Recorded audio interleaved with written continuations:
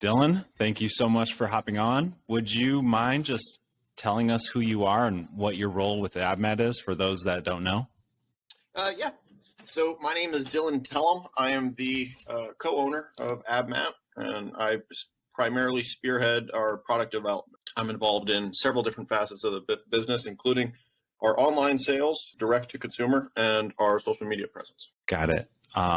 And you released quite a bit of new products this year. And the goal of this chat is really to kind of get a quick run through of them and hear some of the backstories, plus a little bit more. But with that in mind, could you give us a quick rundown of just what those products released this year were?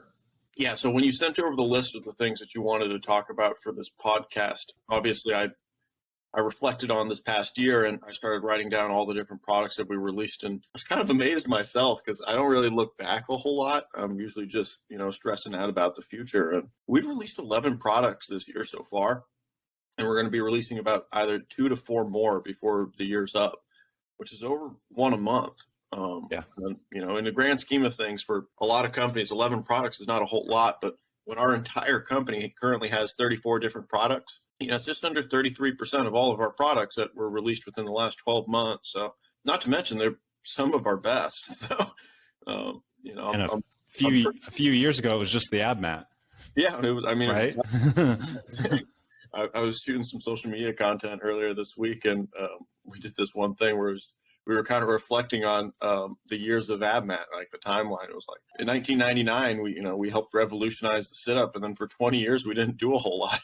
And now it's just back to back to back, month after month after month, we're releasing products. And it's from the surface, from a customer standpoint or a follower standpoint or a spectator, they may look at this and go, wow, these guys come up with an idea every week and release it by the end of the month. It's not true. A lot of these things are a year in the process or months in the process. Some of them are weeks, but the vast majority of them are around a year to develop, not several months. And from the surface, I could see how it looks like we're just pumping things out left and right, which it's more of just we've been planning on a lot for a long time, and now it's just all coming into fruition. But yeah, the timeline's cool. Awesome. So what were the 2022 products, I should say? In probably not the right order. This year we've released the Chest Up Pad, which is a collaboration with Bonnie Schroeder, which is one of my favorite products, not because it's one that I use religiously or one that we make a ton of money off of. It's one of these products that have touched such a niche community and solved such a niche problem for people who are really affected by it. It gave people the power who have lost the ability to do something to do it again. And that, as a product developer, was one of the most rewarding projects I've ever been a part of. So I'm really, really, really proud to be a part of the Chest Up Pad. Around the same time, we released the Forge Roller. That was a product that was created by 2 other individuals that just were trying to sell it on their own. And, the product was really good. It just makes so much financial sense as a starter roller for body tempering. And since we were the home of the actual body tempering table, the DT tempering table, it just made sense for us to have a roller option. So we struck a deal with the Forge Roller guys, Corey and Kevin, to bring their product into the AbMat family of products. And it's been a really good, harmonious relationship. It was really the first time in which we had product synergy. It was 2 products that went perfectly together, right? I mean, I guess we've had that in the past with the AbMat and the AbAmigo, but this was the first one that really amplified and added an ancillary option to one of our product listings, which I started focusing a lot more on because it can amplify the sales. I just most recently got invited to the Home Gym Discord page, and I'm not active in it, but I was reading some of the comments in it, and AbMat's mentioned quite a bit, actually. And I saw one post from Basement Brandon. Brandon said, he said, sometimes AbMat confuses me with the products that they release because I can't really tell who their market is, but I'd be damned if I don't find a use for almost every single one of them. So yeah. I'm starting to think a lot more about who our market is when we release products, but adding ancillary products that kind of act as product synergy is now highly within our radar. Shortly after that, we released the magnetic massage gun holder. That was a secondary product, an option that we had to our original massage gun, which was actually interesting because Travis, the guy who brought the idea to us for the massage gun holder, wanted to originally make a rack attachment. And we were toying around with how do we do that, toying around with, we we don't make racks. So whose racks are we making it for? Do we make it a 2x2, a 2x3, a 3x3? And there were so many different questions that came with that product that we decided just to make a handheld one, because I figured it was a lower barrier to entry in the market, right? You don't need a rack and a massage gun. You just need a massage gun.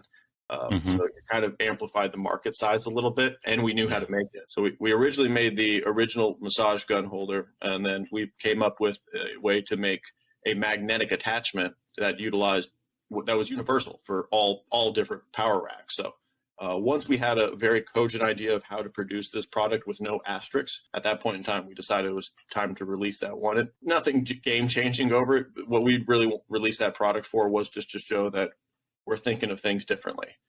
We found a solution to something that had been even keeping us up at night, and we brought it to the market. And I hope that more people start to utilize universal rack attachments that are based off of magnets.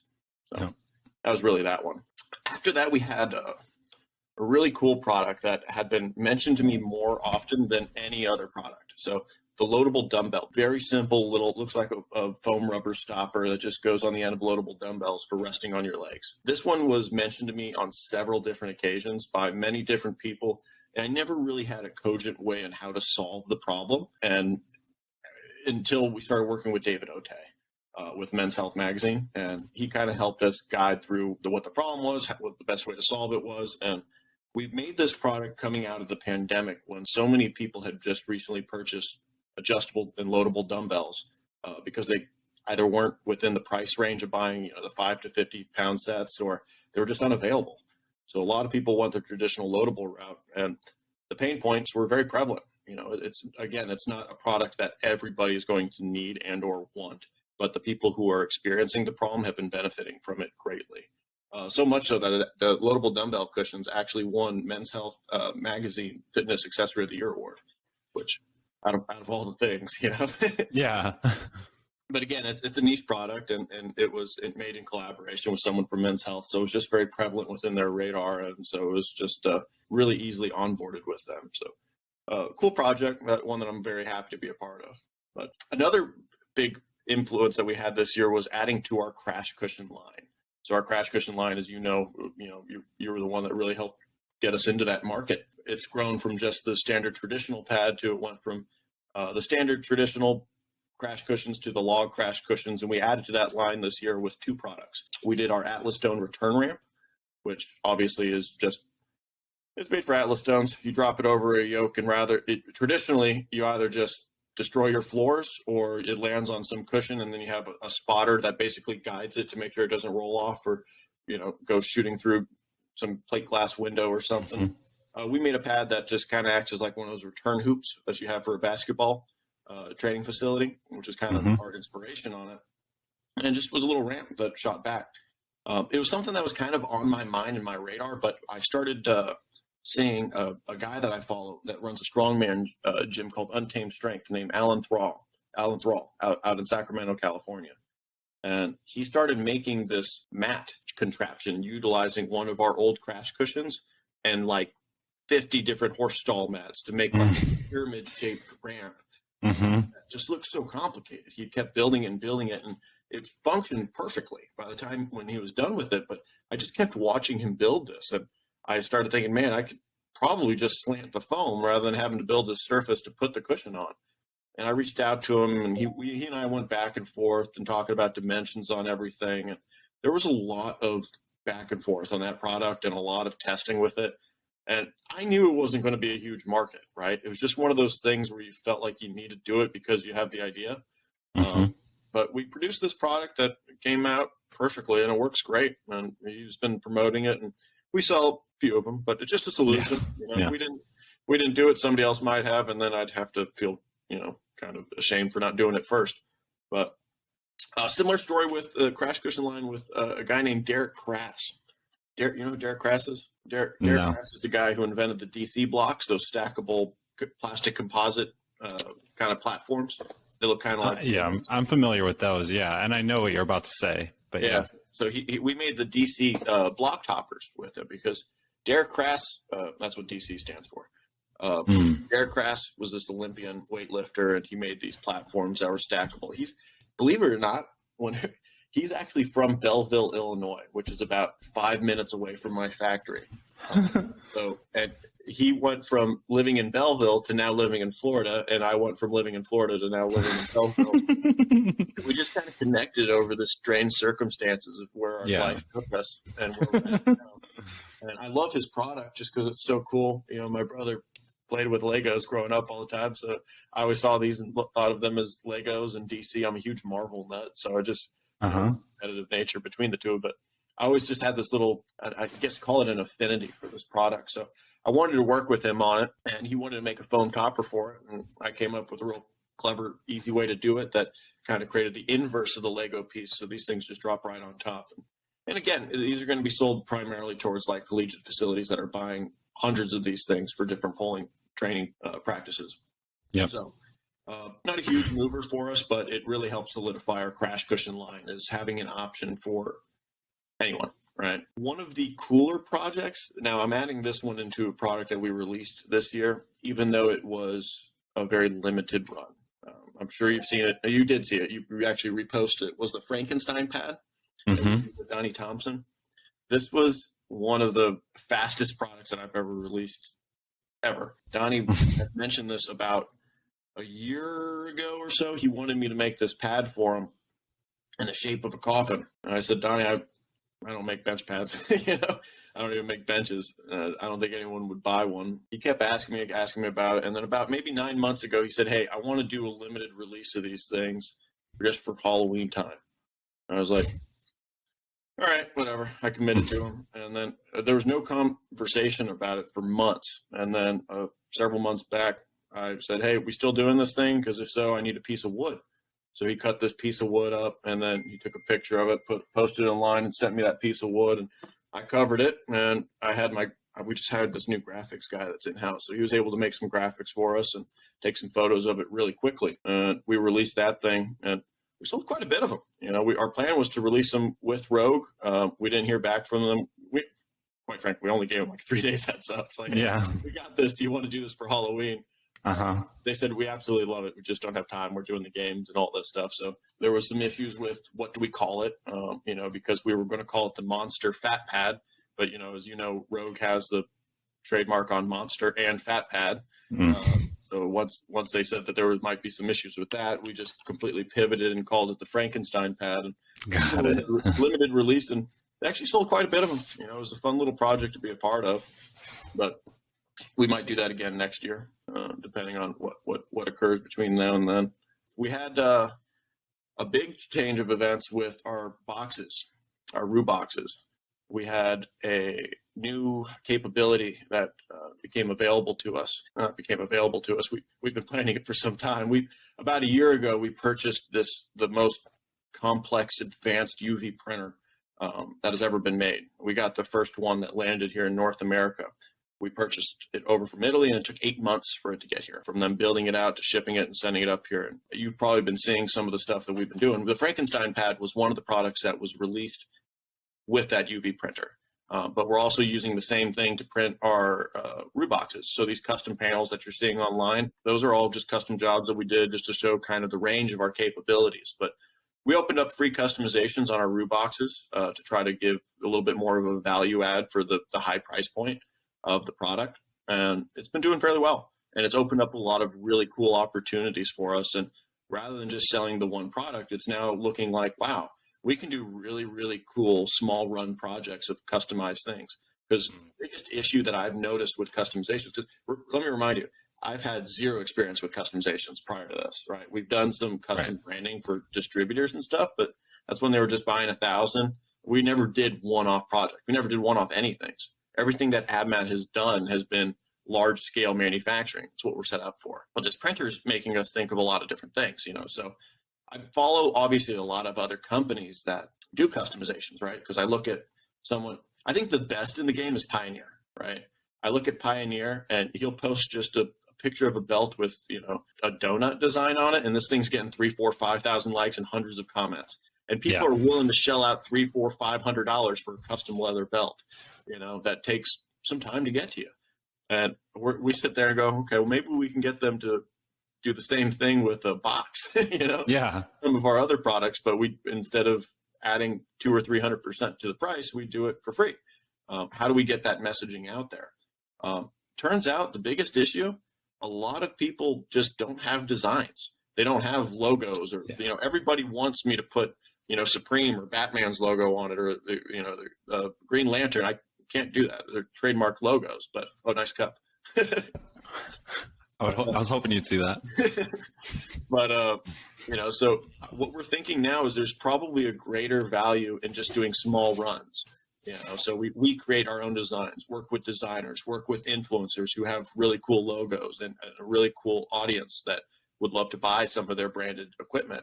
And we do small runs, utilizing our custom shop. So we don't have to have as much one-on-one conversation back and forth to narrow down just one logo. We can maximize what we do best, which is doing things in bulk or larger orders while still keeping that customization element. So we're going to start looking into that pretty heavily and probably doing more limited runs of whether it's bench covers or bench tops or boxes or AbMats or crash cushions or any of our products. Really, we're going to start looking into more made to design type small runs. Yeah, I mean, that makes sense. Yeah. The barbell bomb was released on July 4th. Easy to know because it was a bomb firework, right? 4th of July. Blew it out of the park. Like, I did not expect this product to scale as fast in the way this thing did. It was just ridiculous. I don't know if it was just proper timing or just it was priced properly, or if it just solved such a need that people were looking for. This is the #1 selling AbMat product right now. I'm not surprised. Yeah. It was just everything went right with it. It solved something that people needed. It gave them more convenience and university to it, and it was priced very competitively. $45. Really well. What can you buy for $45 in the gym, especially at AbMat? Right, or anywhere really. Yeah. So it was priced perfectly, and now everybody's picking it up. And it was based off of a really good idea. I saw this gut wrench that was being promoted by Eric Chesson, was stronger than you. He sent me one. He connected with me. I don't know who connected us. Might have been you. But he reached out to me at one point in time, said, "Hey, I love your 20-pound medicine ball. Want to trade?" So I was like, "Yeah, sure, whatever." He sent me a gut wrench, and I had it sitting here for some time. And I thought it was cool. It just had a couple of issues with it. One, it was too expensive. Yeah. Two, it was overcomplicated in its manufacturing. Nobody can make that and sell it profitably for a lower cost, just because the whole thing was handmade. And three, it had a little bit of this plate wobble to it. So with that product, it had a little bit of a shelf because they had created this bulb, but they covered it with just the standard pipe cover. So it didn't keep the shape of the bulb that they were trying to create. It had this little shelf that once you got it to a specific height, it acted more of a plate rather than a globe. So that was my only issue with the product. And we had planned on making some type of option. Well, I guess I'll tell you a little bit more of this story just because it's a good one. We had planned on making a very different product, right? I wanted to make something that acted more as a tennis ball hack, right? Yeah. Just a little tiny tip to go over it. And it was based off of this video that had been circulating on a hack for landmines, right? Shove it into a corner with this very simple attachment. Classic hack, yeah. Yeah. So, and I had planned on working with somebody else on this project, but it got sideways pretty quickly. I got hit with COVID the day that we were supposed to have the Zoom call, and then I got ghosted on the Zoom call. So it didn't end up working out. I don't beg to work with anybody. Right. Yeah. I invest in relationships, not products. And that one wasn't off to a good start. So we pivoted and we started changing the product up a little bit. We came one after iteration. And my plan was, when we were developing this, was it to be kind of act as like, it was going to be double faceted, right? I don't make products that do two things, but this one was going to be a loadable dumbbell cushion, and it was going to be this little tennis ball hack landmine, and it was going to look kind of bulbous. I might be able to find it. This is what I was going to make, right? And it was going to kind of double dip. And then we started looking at the product and changing it up. And once I made a sample of this thing, I realized it didn't do either of the two things I wanted it to do perfectly. It just kind of was an option, right? So we started changing it around. And my conversations with David Ote led us more towards something with a flat shelf. for doing loadable dumbbells. So I 3D printed something like this and realized, okay, this is a little wonky and weird. So we ended up something with more of what you're used to seeing, which is this more plasticky type shape thing. It looks more like a rubber stopper. And that's ultimately the direction that we went in. And then after we had pivoted from where we started with this one product, right, and ended up with something like this, we thought of, okay, now how do we take this and make it a better landmine? And we started molding it and molding it and molding it and going with different prototypes and different shapes. And once we found ourselves something, I have a plastic one that is inherently the shape of this, I looked at this and I went, okay, now we've just recreated the gut wrench. Yeah. This is so close to the original design that there's no way that we can not work with these guys.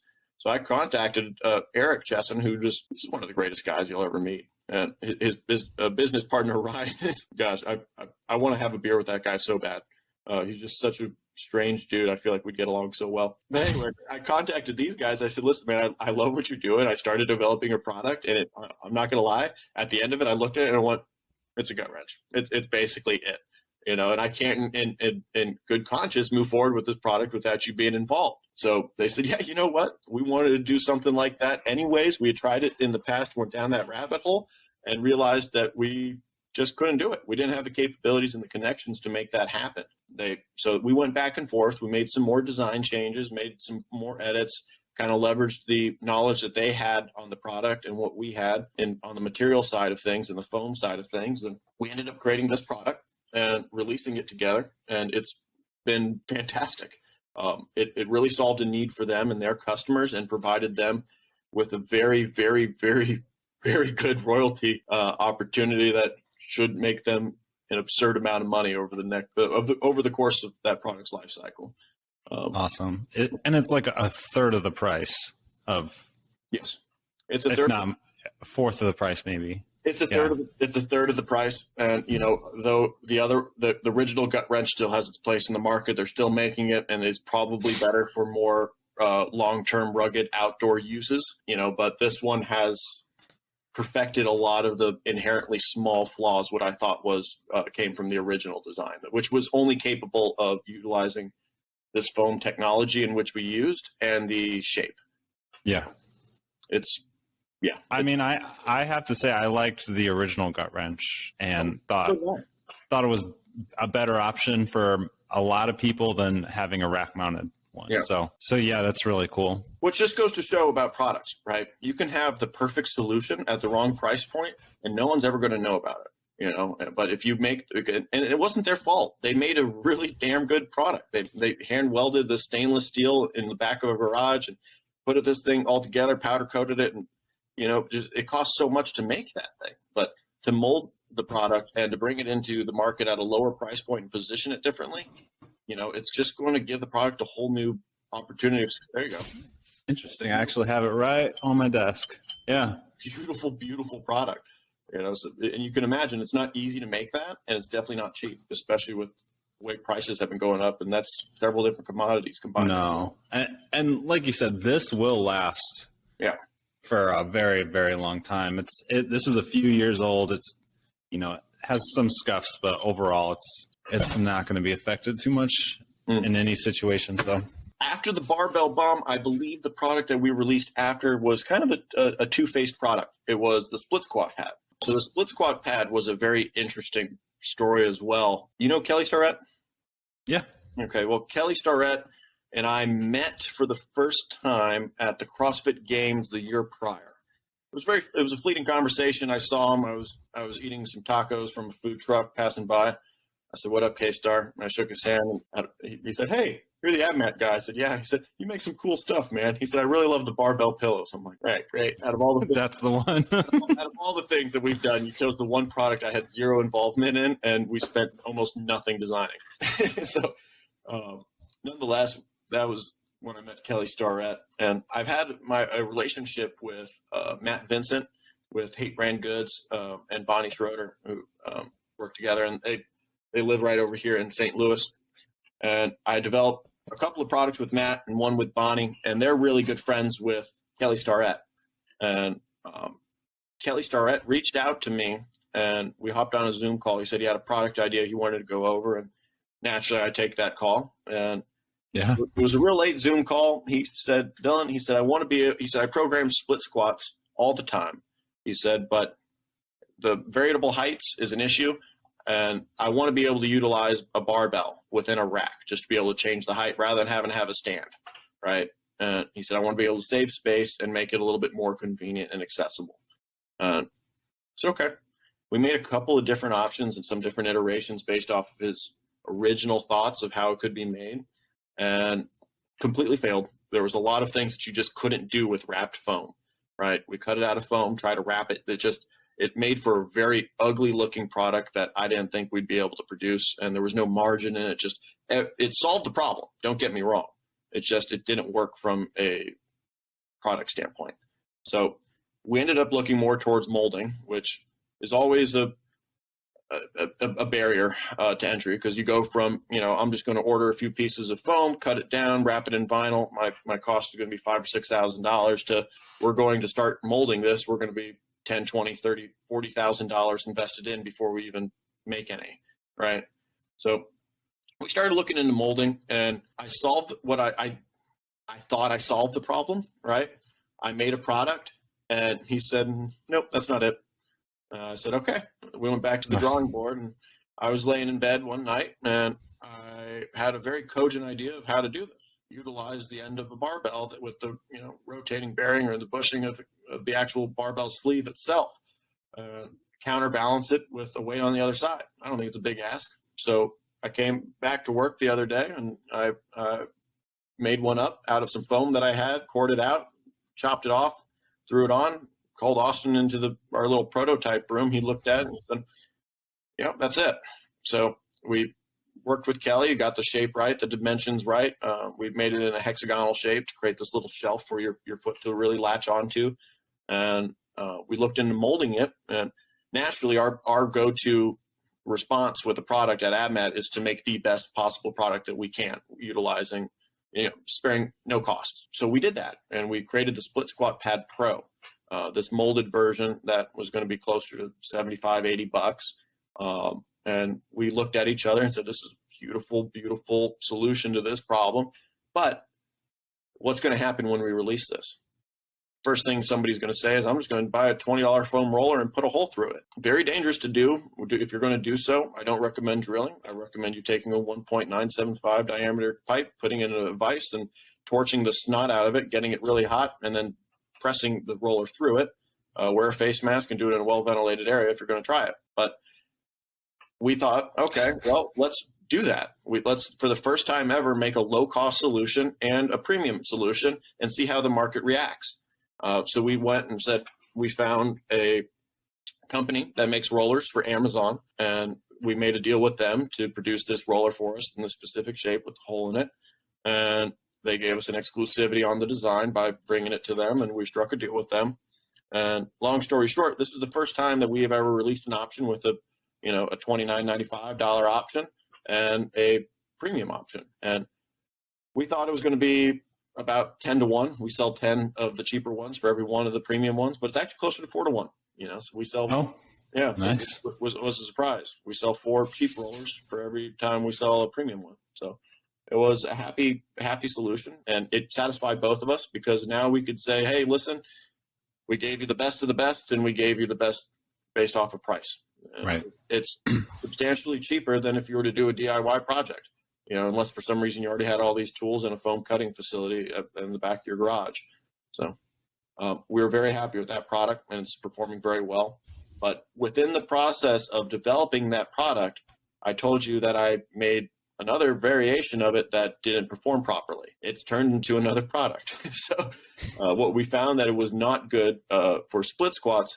It's very good for another purpose. And so we are going to be releasing another product here before the end of the year that is in collaboration with Kelly Starrett. And don't get me wrong, it wasn't just we made this product and then we found something that you could do with it. No, it inspired us to go down this rabbit hole that led us to about 50 or 60 variations and a completely new system of molding that we've never done before. This is the first time in which we've combined overmolding, a very strong plastic composite and this foam system in which we're using. So it's two materials molded into one, which doesn't seem that crazy, and it'll look just like a normal AbMat foam molded product, but it's very advanced comparatively speaking from what we've done in the past.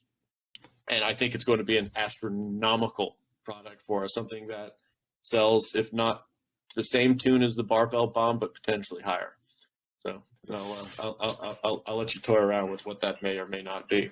But I mean, off the top of my head, thinking about trends, and we can bleep this out if you react and it gives it away. But I mean, I'm thinking like hip thrust.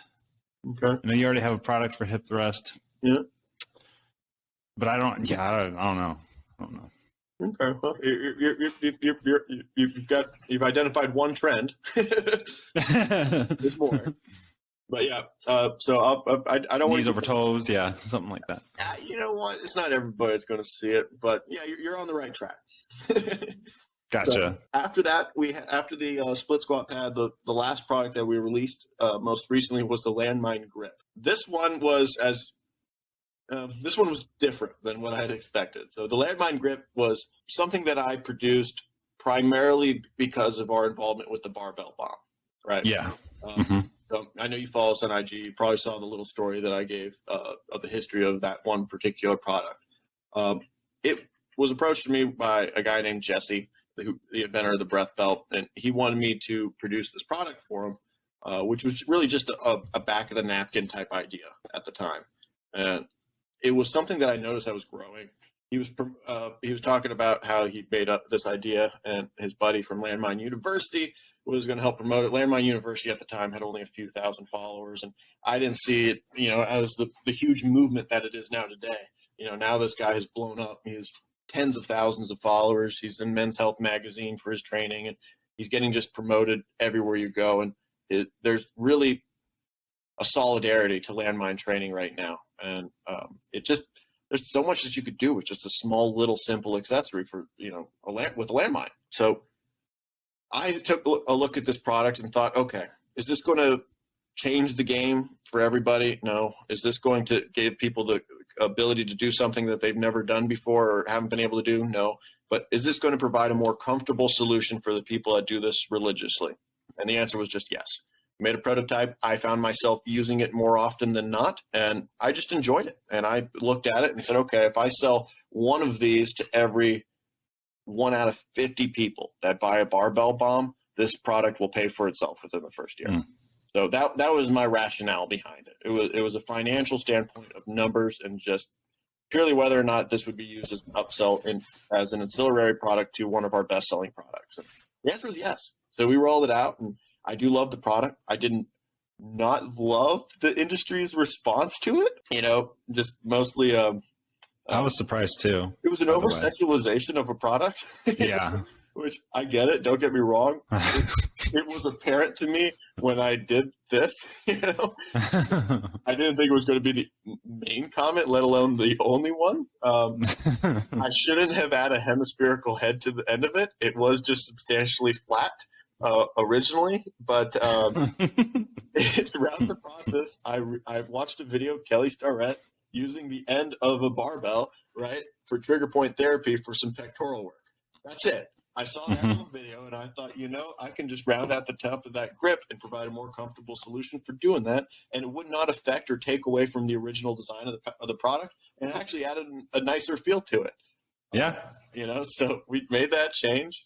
Not one person stopped me and said, Dylan, don't do that.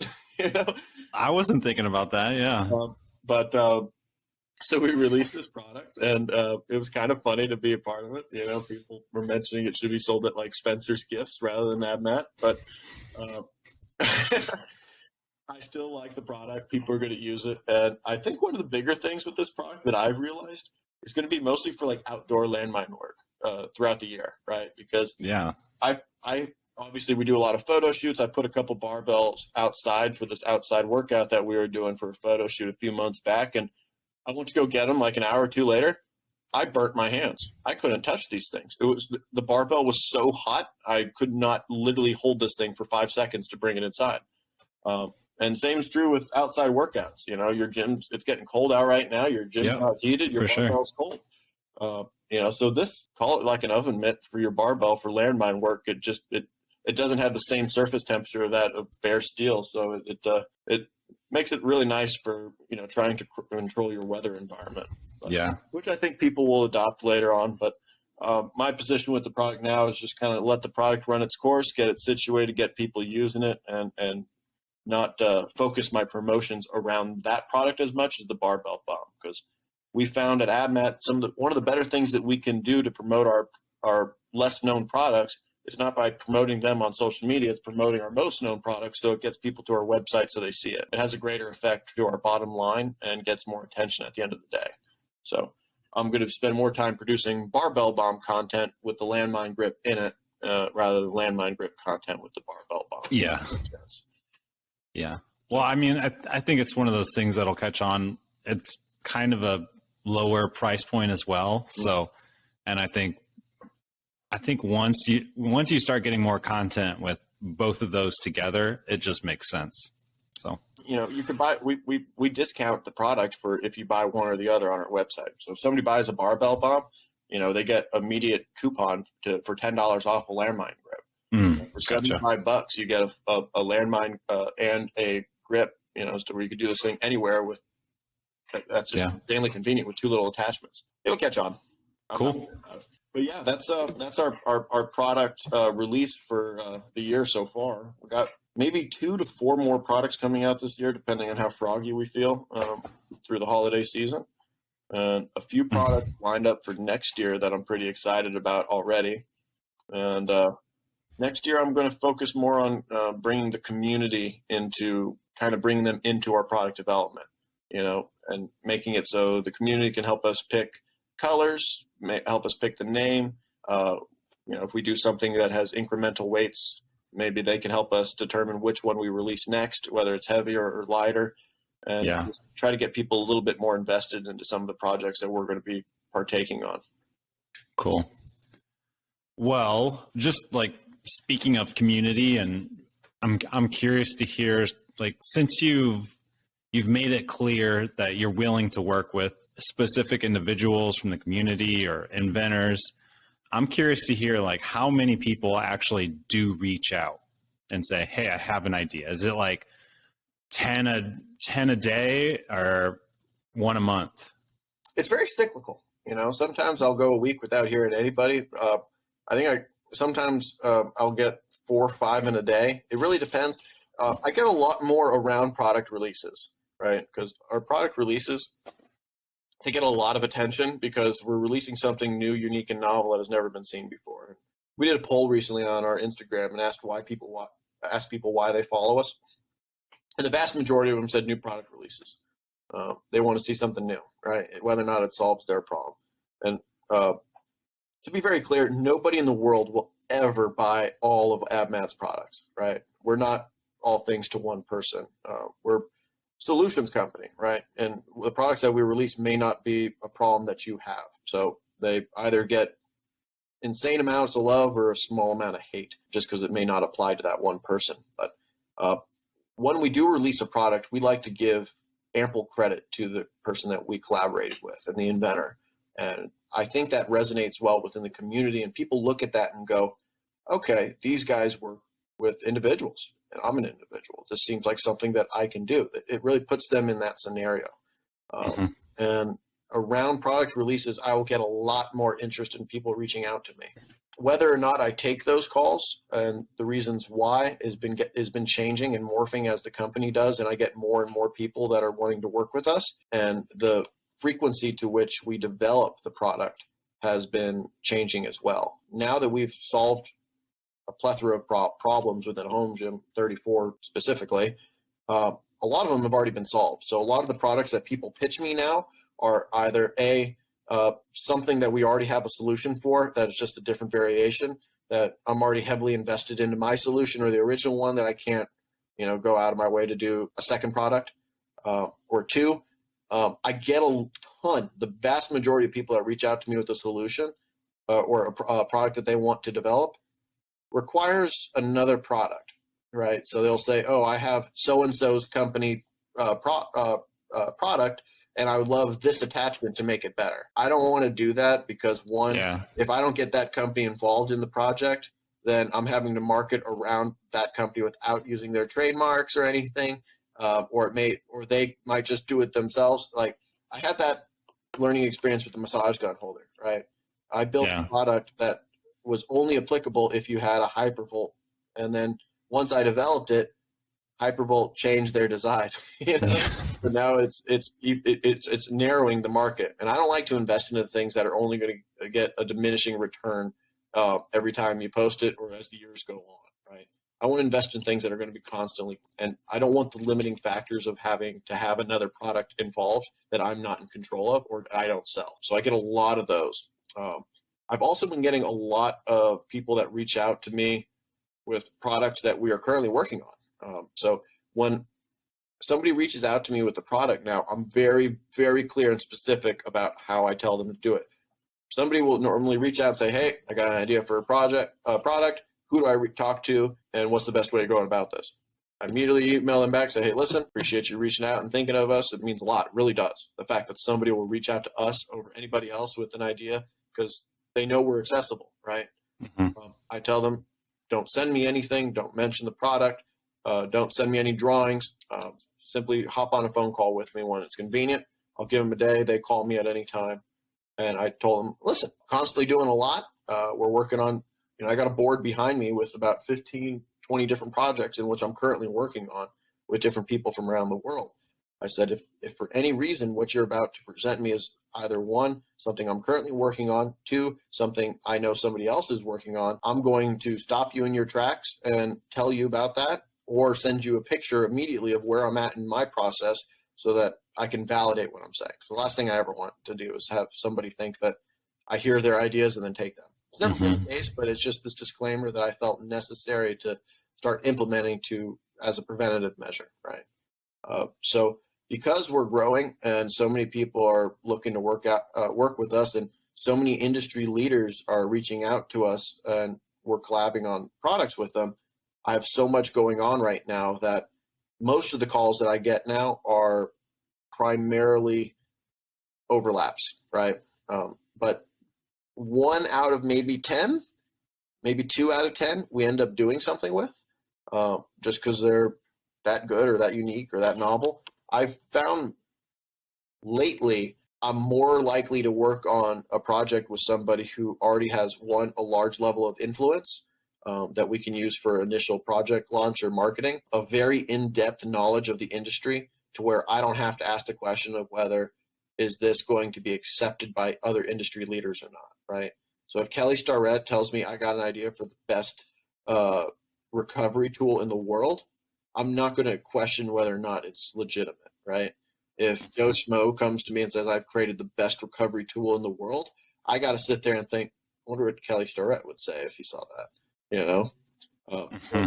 Mhm. Industry leaders are much more inclined to work with because I don't have to ask that question. So it's a lower barrier to entry. And I've been doing a lot more of finding people who already have developed an idea or starting the process on their own and then working with them, because that's where we've proven to have some of the most success. The best-selling AbMat products are ones in which people have said, "Hey, this is a problem that we need to find a solution for." Not the one, it's when I'm solving somebody else's problem. I sell a lot more. If I solve one of the problems that I or Austin are having in the gym, we don't sell as many. Mm. Maybe it's one of those problems looking for a solution or a solution looking for a problem type scenarios, or maybe we're just over biased of our solutions to our personal problems. Or, if somebody else mentions it, maybe it just means that a lot more people have that particular problem. So we've been doing a lot more of sourcing and curating the people we work with these days rather than having it open source and just whenever somebody calls. But it's still existent, Yeah. still happening. Well, I mean, 1 out of 10 is even a pretty good ratio. It is. So it means you're getting quality ideas. We're getting bigger. We're getting better. The things that we're producing are constantly getting better. People are seeing that. People in the industry are seeing that. And a lot of the collaborations which we're doing now is really word of mouth from one of the last ones. If I were to narrow down like a butterfly effect of or a snowball effect of how we got all the different relationships in which we currently have, it really comes down to just two products. I reached out to Donnie Thompson to develop the Fat Mat, and that led to us creating the DT tempering table with him and a couple other projects that we're currently working on, which led to connections with other companies and people who have reached out because of our relationship with Donnie. Same with Matt Vincent, and Kelly Starrett, and with Aaron Horsey. Some of the bigger name collaborations are. It's almost like it's working with AbMat for some people within the industry right now. It's kind of like a fraternity jacket. Kelly Starrett reached out to me and said, "Hey, all my friends are making cool stuff with AbMat. I feel like an idiot for not working with you guys." Maybe he just wanted to try it. Maybe he just wanted to be a part of the AbMat Guild of Inventors. But Corey with the Forge Roller, he said, "Whatever I need to do to be a part of the AbMat Guild of Inventors, I want the Forge Roller to be an AbMat product." It's a status symbol for some people within the very small home gym inventors world. Yeah. To be working with AbMat. So a lot of it's coming through word of mouth, and it's almost parlayed from our last collaboration. They're getting bigger, so it's getting a lot more fun and exciting, and the audiences that we have now when we release a product are getting substantially larger. So it's very exciting. It's a very exciting time for AbMat right now. Awesome. So what can you share about 2023? It's not that I'm trying to withhold any information from you. I really just don't know. I really didn't know what this year was going to look like until we got into it, because you never know what type of conversations you're going to have throughout the year, or who you're going to meet, or what problems are going to be created. AbMat's a solutions company, right? New problems are being created every single day, and we follow the industry and the trends, and it's constantly vacillating, but you never know what problems are going to occur within the next year. New solutions create new problems, so the trends that occur and the solutions that come out within the industry are going to open up voids and opportunities that AbMat's going to take advantage of and follow, and other people are going to recognize and work with us, and we're going to continue to fill the niche voids within the industry one little tiny piece at a time. I could tell you we got 4 products coming out and a few that are on my radar. One that I told you, the other ancillary product that we got coming out with Kelly Starrett, is going to be a really big one. That one actually is also a small collaboration with our buddy Kyle with Kaizen DIY, who contributed with a very small bit of information that kind of changed how we looked at the design. It morphed over time, kind of more away from the initial thought that he had, but it was still a contributing factor. So we're going to include him in on this project. I've got a cart coming out for body tempering that we're going to probably release with Rogue. It's made more for the DT tempering rollers, just for collegiate facilities to truck them around. Kind of stemmed from Donnie Thompson in the Super Bowl. We were watching the Super Bowl this year, and Donnie Thompson was taking a look at the weight room in the beginning, and they had body tempering rollers just scattered around, and people were lugging them around. And he's like, "Dude, we got NFL players breaking their back before the Super Bowl. We need a cart." So I was like, "You're right." But Matt Salonpaw, a guy within the industry with Body Tempering Iowa, developed this cart that was kind of shoddy workmanship. It was the best great design. It was just welded poorly and just done in the back of a welding shop. And he was selling them, and I reached out to him and said, "Hey man, I want to make a cart. I think I could make yours a little bit better. You okay with me working on it?" He said, "Sure." So we're working on a project for body tempering, which is a small market. Not a ton of people are into it, but I see it as something that's going to be growing rapidly within the industry as it becomes more accessible, because we've now developed the tools. So for years, body tempering was trying to fight social acceptance within the community with just steel rollers. They didn't have a table to do it on comfortably that didn't break your rib cages when you roll a 140-pound slug of steel on your back. They didn't have carts to truck these things around, and they didn't have courses or seminars or anything. But all of that has been developed over the past several years, and now there's courses and certifications, there's seminars, there's business courses in which you can go and learn body tempering that are going to become more of like a franchise type model. And they have the equipment necessary to develop it now, and which we're directly involved in. So I see a big growth with body tempering over the next few years, which is why we've invested into it. I'll tell you this, I've just recently started toying around with cast iron. So I got a product that we're going to be releasing in January that is our first ever molded cast iron product, which I'm pretty excited about. It's a new evolution of weight in my opinion, and a new variation that will add opportunity within the market for those who are willing to take advantage of it. And it'll be one of those projects that I develop with the community because I want their involvement in it, because it's going to be very, very niche. It's one of those products that are going to make a big group of people very, very happy and a small group of people unnecessarily upset. So I'm kind of looking forward to being able to roll that one out into the market. The small group will be louder, though. Yes, they will. They will. But my approach to it is going to be insanely open and honest, and try to disarm that very loud small group straight from the get-go, so they just sound like an echo, and they are less likely to post because of their lack of originality. Interesting. So I'm going to kind of reverse troll with that product, just to keep the trolling from occurring. I'm going to get out ahead of it. Gotcha. I know it's coming, but I'm going to be prepared for it and put up my blinders. And this is going to be the first of what I hope will be several different products that we end up molding out of cast iron that take kind of a more modern approach at something that has been done very traditionally for hundreds of years, and kind of going back through the lineage of where we've been in the industry from fitness accessories and to where we're at now, and kind of taking a couple step backs and saying, hey, why did we move on from this original design that worked better than all the iterations that have come from it after the past couple hundred years? You know, we've over manufactured here. We need to take a step back. So that's kind of what my attempt is going to be in molding of cast iron, something solid with less parts and frills. Yeah. So that's something that I'm going to be diving into pretty heavy next year. Molding is without a doubt one of my favorite things within the industry right now, because it still makes sense for American made.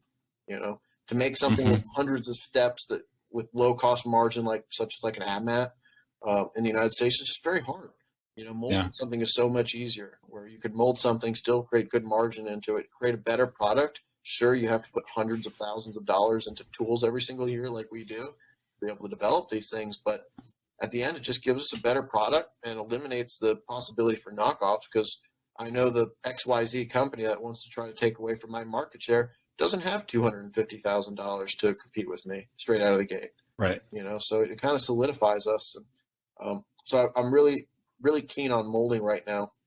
And I'm starting to question on, you know, we've really solidified our position in, you know, we mold foam better than anyone else in the industry right now. You know, we're going to question on whether or not we can mold more type of plastic polymers, you know, utilize new types of plastic composites that were developed by aerospace and space industries. We're starting to look to see whether or not we can start using more high-tech polymers within the fitness industry to mold new solutions to things in which general, you know, ABS plastics couldn't do it. We're starting to look on whether we can mold more metals. You know, maybe we mold aluminum, maybe we mold brass, maybe we mold cast iron, or ductile iron, some things that people in the industry have yet to do. We're starting to look at whether or not we should be molding more out of urethane, rubbers. So now that we've built out this branch and network of different shops and tooling capabilities and material sciences that we can utilize, I think we're going to start experiencing a whole new wave of development with the things that we make here at AbMat, now that we're not just limited to molded foam. With these new capabilities, I see a huge influx of product development in which can occur over 2023 just by questioning material science and what the industry has been doing for tens, hundreds, thousands of years, and asking the question on what can we do now with modern science and technology. Very cool. Well, everybody who's listening, make sure you check out AbMat at abmat.com and following them on Instagram, just simply AbMat. Dylan, is there anything before you go that you would like to get across to the audience? I got a question for you. Okay. What was your favorite AbMat product this year? It was definitely the bomb, but I also really like the customization option on the boxes. Yeah. I think those are so cool, and I can definitely see those taking off like a ton, as long as the customization price isn't too much more going forward. So, but yeah, I mean, out of all the products that you released this year, I definitely thought the the barbell bomb was like a hit right away. Like Oh, I knew that was going to work. it's literally the bomb. Yeah, it's the bomb. But That was actually that was the first product in which we didn't name it exactly what it is. So like all of our products are, AbMat, crash cushion. They're very descriptive of exactly what they are. We could have called this, foam molded landmine or something really cheesy, but I was looking at this thing and I was like, it kind of reminds me of like those Acme Looney Tune like bombs, so in this shape. So we ended up, and it was still close with landmine, right? Bomb, landmine. So we made it its own thing because it was somewhat inherently different, and still unique and novel, but we wanted to keep it on brand. So yeah, that was a really fun one. But we are going to be at Home Gym Con this year. That's going to be the first live event AbMat has ever done as a company. And we're going to be bringing all of our products that are applicable to the home gym market for people to come in and try out, and bring in some fun panelists of people that we've worked with in the past, and maybe some people that we're going to be working with. And we'll do some live demos and some live Q&As to where we can talk about some of our products, our processes, and answer some questions that people have. And I'm hoping that I can bring one or two products in which I can have the community there help us develop. Choose some colors, choose some names, choose some weights, or some iterations of how we'll do it, and kind of help shape one or two of our product releases right there at the event. So if you're going to be around French Lick, Indiana for any reason, come by and say hi to Jake and I and the rest of the AbMat crew. Super cool. Love to hear that. So yes, make sure if you want to meet Dylan in person without being creepy and stalking him, go to Home Gym Con. Yeah, we'll be there. All right. That's going to do it. Jake, appreciate it as always. You got it.